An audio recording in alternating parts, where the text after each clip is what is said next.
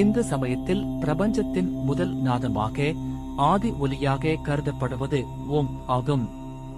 ஓம் என்பதனை பிரணவ மந்திரம் என்று நமது சமயம் ஆதி காலத்திலிருந்து கூறுவது வழக்கம்.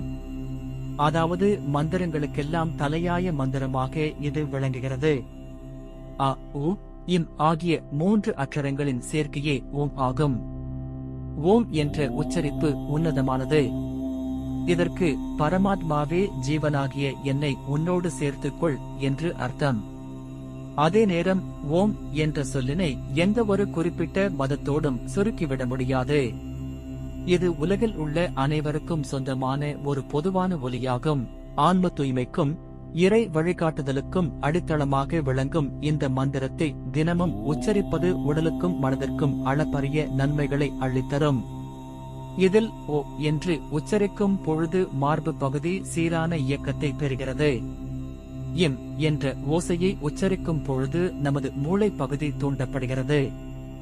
ஓம் என்று உச்சரிக்கும் போது ஏற்படும் இந்த அதிர்வுகள் மூளையின் நரம்பு மண்டலத்தை அமைதிப்படுத்துகின்றன. இதனால் மன அழுத்தம், பதற்றம் நீங்கி உன்னதமான மன அமைதி உண்டாகிறது. தினமும் காலையில் பிரம்ம முகூர்த்தத்தில் அல்லது உகந்த நேரத்தில் 20 நிமிடங்கள் தியான நிலையில் அமர்ந்து ஆழமான மூச்சுடன் ஓம் என்ற மந்திரத்தை கூறினாலே போதும்.